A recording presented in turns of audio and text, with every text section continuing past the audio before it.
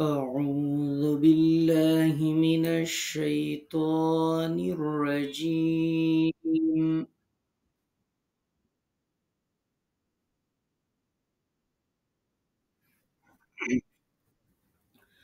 بسم الله الرحمن الرحيم.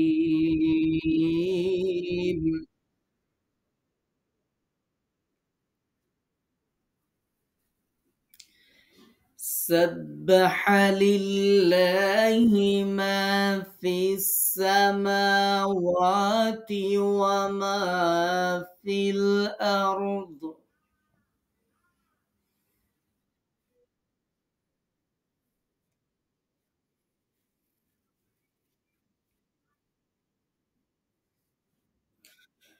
وهو العزيز الحكيم.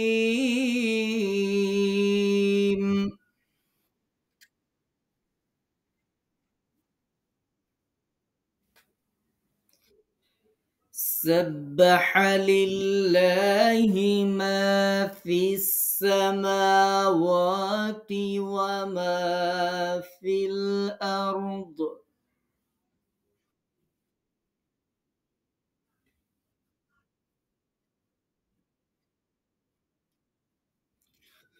وهو العزيز الحكيم.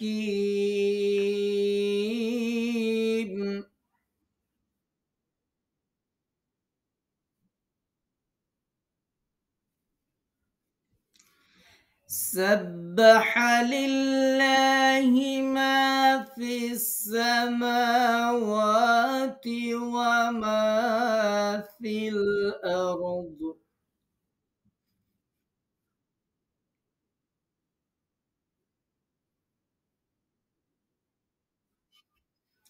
وهو العزيز الحكيم.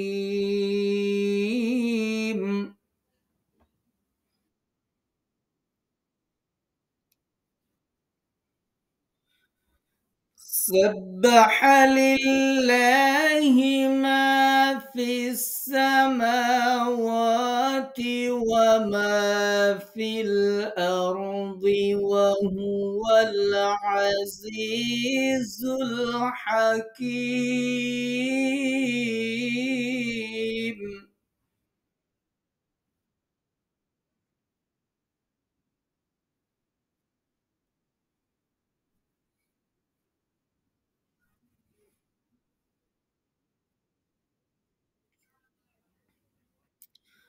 هو الذي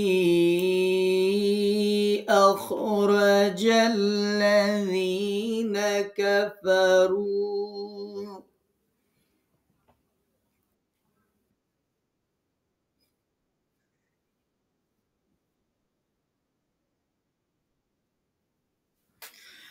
هو الذي أخرج الذين كفروا من أهل الكتاب.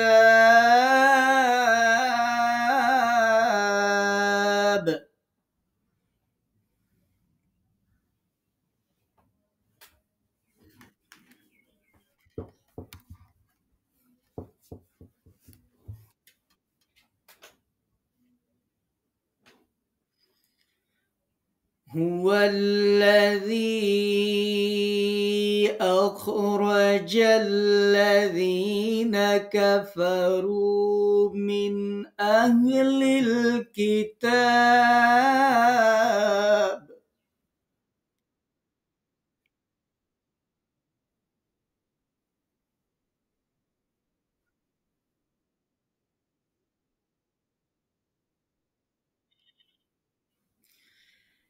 من أهل الكتاب من ديارهم لأول الحشر.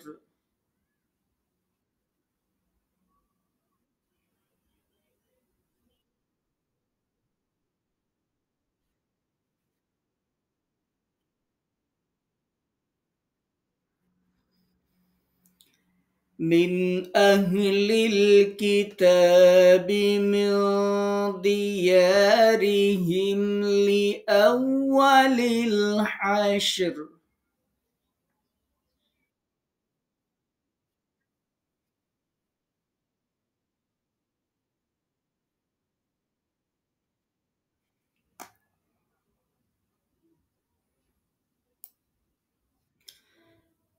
ما ظننتم أن يخرجوا وظنوا أنهم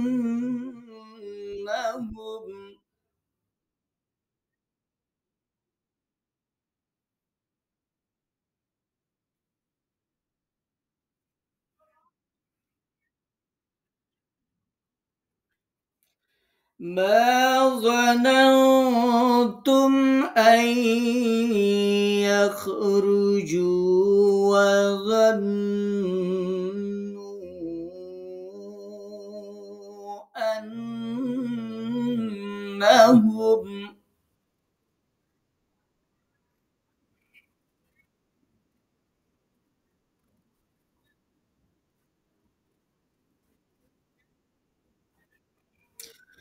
وظنوا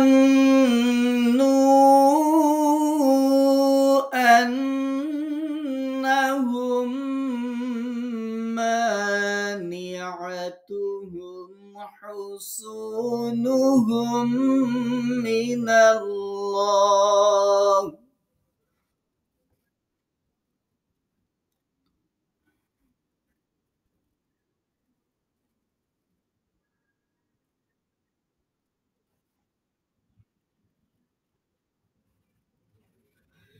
وظنوا أنهم مانعتهم حصونهم من الله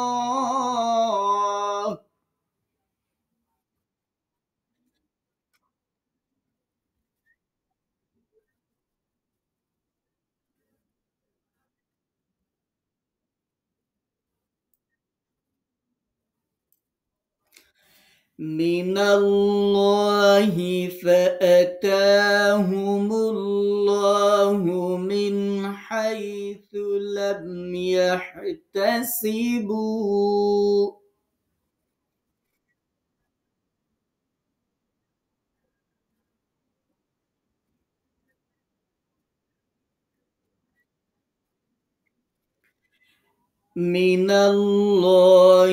فأتاهم الله من حيث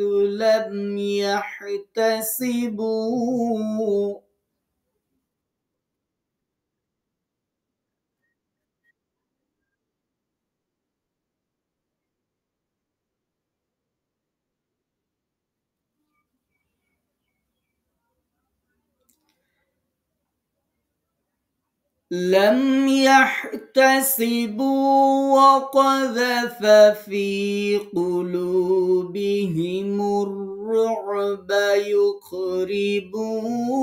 بيوتهم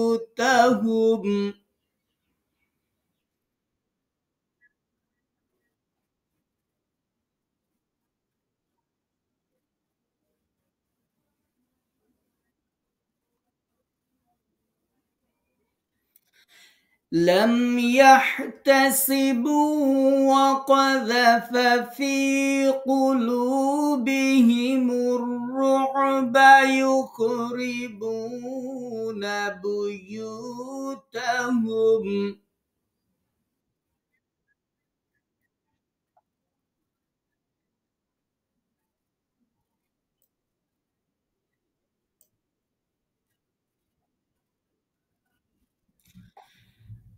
يخربون بيوتهم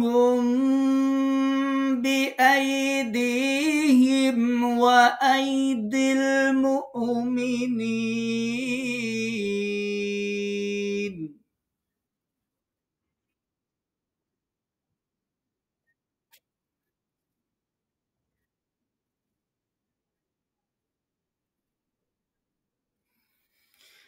يخربون بيوتهم بأيديهم وأيدي المؤمنين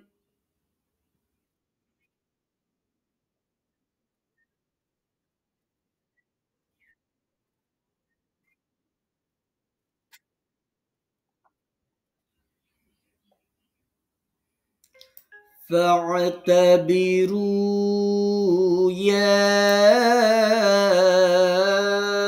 أولي الأبصار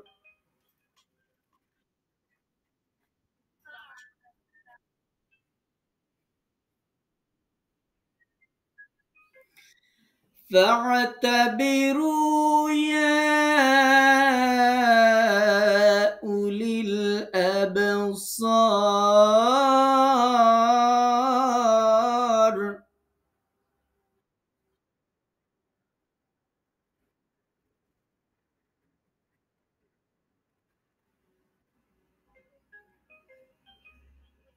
আচ্ছা আমরা কি এটুকুই থাকবে না সামনে আগাবো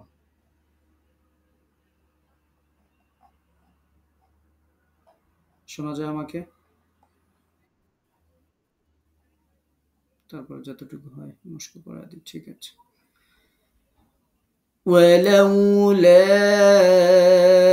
أن كتب الله عليهم الجلاء لعذبهم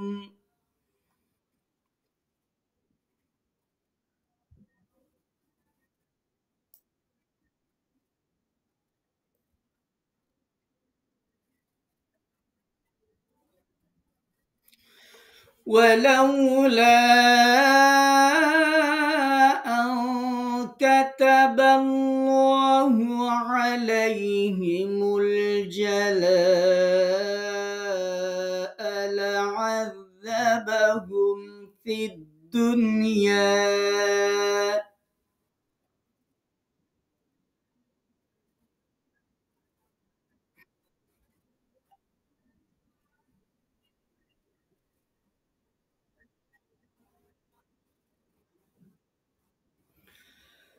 ولولا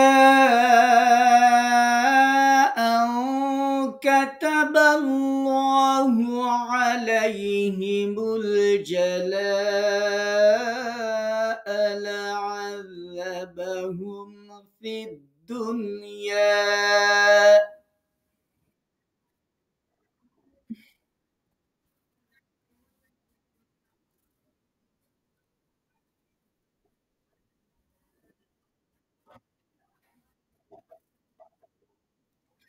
ولهم في الآخرة عذاب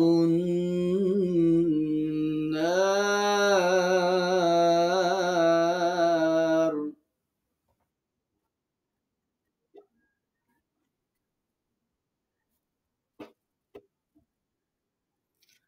ولهم في الآخرة عذاب النار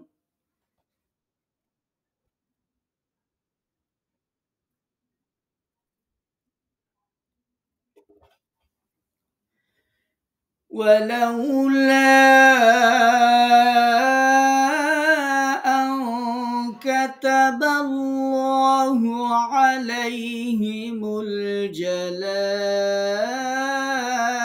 لعذبهم في الدنيا.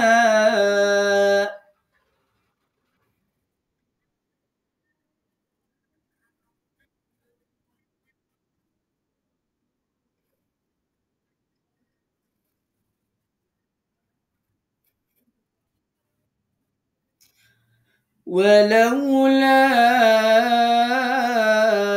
أن كتب الله عليهم الجلاء لعذبهم في الدنيا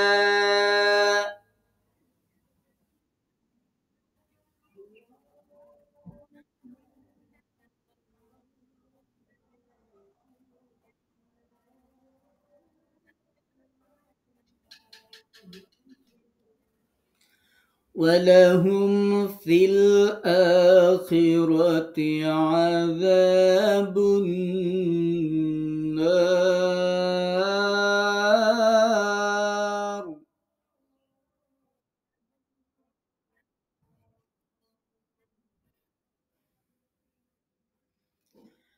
ولهم في الآخرة عذاب النار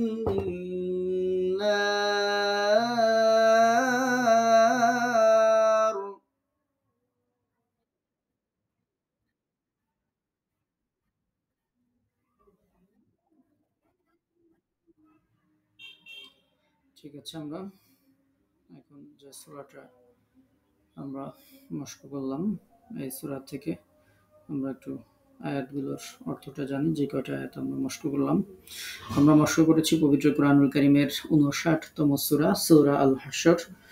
সূরাটি মাদানী সূরার অন্তর্ভুক্ত। এই সূরাতে ২৪টি আয়াত আছে। আল্লাহ পাক রব্বুল আলামিন বলছেন সাব্বাহা। সাব্বাহা মানে হচ্ছে তাসবিহ করে, তাসবিহ পাঠ করে। লিল্লাহি, আল্লাহর জন্য তাসবিহ পড়ে। মা ফিস সামাওয়াতি, মা মানে যা কিছু আছে, ফিস সামাওয়াতি আসমান সমূহে, ওয়ামা ফিল আরদ এবং যা আছে জমিনে, যা আছে আসমানে এবং যা আছে জমিনে বা পৃথিবীর মধ্যে। ওয়াহুয়াল আজিজুল হাকিম এবং তিনি পরাক্রমশালী এবং মহাবিজ্ঞ। আজিজ পরাক্রমশালী, আর হাকিম তিনি মহাবিজ্ঞ, বিজ্ঞানময়। তাহলে এটার অর্থ হচ্ছে আসমান সমূহে ও জমিনে যা কিছু আছে সবই আল্লাহ তাআলা তাসবিহ পাঠ করছে এবং তিনি মহাপরাক্রমশালী এবং বিজ্ঞানময় বা প্রজ্ঞাময়। হুয়াল্লাযী, হুয়াল্লাযী মানে তিনি সেই সত্তা যিনি আখরাজা বের করেছেন, আল্লাযীনা কাফারু যারা কুফরি করেছিল, মিন আহলিল কিতাব আহলে কিতাবদের মধ্য থেকে, মিন দিয়ারিহিম মিন মানে থেকে দিয়ার, দারুন মানে বাড়ি, তার বহুবচন দিয়ার, দিয়ারিহিম তাদের বাড়িগুলো থেকে, তাদের ঘর বাড়িগুলো থেকে। লি আউয়ালিল হাশর প্রথম যে সমাবেশ, হাসর মানে সমাবেশ, সমবেত হওয়া, প্রথম সমাবেশেই। মা যানান্তুম তোমরা ধারণা করো নাই, আইয়ুখরিজু যে তারা বের হবে, ওয়াজান্নু এবং তারা ধারণা করেছিল, আন্নাহুম মানিআতাহুম যে, আন্নাহুম আন্না মানে নিশ্চয়ই, হুম তারা, তারা যে মানিআতুহুম তাদের রক্ষাকারী হবে, হুসুনুহুম মানে হচ্ছে দুর্গসমূহ, তাদের দুর্গসমূহ তারা ধারণা করেছিল যে তাদের দুর্গসমূহ তাদের রক্ষাকারী হবে, মিনাল্লাহ আল্লাহর পক্ষ থেকে। ফাআতাহুমুল্লাহ, ফা মানে অতঃপর, আতাহুম তাদের কাছে আসলেন আল্লাহ, আল্লাহ। মিন হাইসু লাম ইয়াহতাসিবু, মিন হাইসু এমন দিক থেকে, লাম ইয়াহতাসিবু যে তারা ধারণাও করতে পারে নাই, কল্পনাও করে নাই, ভাবেও নাই। ইয়াহতাসিবু লাম ইয়াহতাসিবু তারা ভাবে নাই, এমন দিক থেকে আল্লাহ তাআলা আসলেন। ওয়াকাযাফা ফি কুলুবিহিম, ওয়াকাযাফা এবং তিনি সঞ্চার করে দিলেন, ফি কুলুবিহিম তাদের অন্তরসমূহের মধ্যে, আর রুবা, রুবা মানে হচ্ছে ত্রাস, ভীতি, আতঙ্ক, আশঙ্কা, এরকম আর কি। তাদের অন্তরের মধ্যে ভীতি, ত্রাস, আশঙ্কা, আতঙ্ক এগুলো তিনি সঞ্চার করে দিলেন। ইউখরিবুনা বুয়ুতাহুম তারা ধ্বংস করলো তাদের ঘরগুলোকে, বিআইদিহিম তাদের নিজেদের হাত দিয়েই, ওয়া আইদিল মুমিনিন এবং মুমিনদের হাতে। ফাআতাবিরু ফা মানে অতএব, ইউতাবিরু তোমরা শিক্ষা গ্রহণ করো, ইয়া উলিল আবসার হে দৃষ্টি সম্পন্ন ব্যক্তিরা, হে দৃষ্টিবানেরা। তাহলে এর অর্থ হচ্ছে আহলে কিতাবদের মধ্যে যারা কুফরি করেছিল, তিনি তাদেরকে তাদের ঘর বাড়ি থেকে বের করে দিয়েছিলেন প্রথমবারের মতো, প্রথম সমাবেশেই। তোমরা ধারণাও করনি যে তারা বেরিয়ে যাবে, আর তারাও ধারণা করেছিল যে তাদের দুর্গগুলো তাদেরকে আল্লাহর আযাব থেকে রক্ষা করবে। কিন্তু আল্লাহর আযাব, এই যে আল্লাহ আসলেন এমন দিক থেকে, এখানে হচ্ছে আল্লাহ আসলেন মানে আল্লাহর আযাব আসলো আর কি, এমন দিক থেকে আসলো যা তারা কল্পনাও করতে পারেনি। এবং তিনি তাদের অন্তরসমূহে ভীতির, ত্রাসের সঞ্চার করে দিলেন। ফলে তারা তাদের ঘর বাড়ি আপন হাতে এবং মুমিনদের হাতে ধ্বংস করতে শুরু করলো। অতএব হে চক্ষুষ্মান ব্যক্তিরা, তোমরা উপদেশ গ্রহণ করো। ওয়ালাউলা, এবং যদি না, কাতাবা, লিখতেন, আল্লাহ আলাইহিম, তাদের উপর, যদি না আল্লাহ তাদের উপর লিখতেন, আল জালা, নির্বাসন, লা আযাবাহুম, লা মানে অবশ্যই, আযাবাহুম তিনি তাদেরকে শাস্তি দিতেন, ফিদ দুনিয়া, দুনিয়ার মধ্যে, ওয়ালাহুম ফিল আখিরাতি, এবং পরকালে বা আখিরাতে, আযাবুন নার, জাহান্নামের শাস্তি, আগুনের শাস্তি। আর আল্লাহ যদি তাদের জন্য নির্বাসন লিপিবদ্ধ না করতেন, তবে তিনি তাদেরকে দুনিয়াতে শাস্তি দিতেন এবং তাদের জন্য আখিরাতেও শাস্তি রয়েছে, আগুনের শাস্তি রয়েছে। তো এই হচ্ছে আমরা যতটুকু মাস করেছি সেটুকুর অর্থ। আল্লাহ পাক রব্বুল আলামিন আমাদেরকে এটুকু হিফজ করার অর্থ বোঝার তৌফিক দান করুন। সময় থাকলে আমরা এটার তাফসীর আলোচনা করতাম। আসর আজান হয়ে গেছে, তো আমরা শেষ করছি। কারো কোনো প্রশ্ন আছে?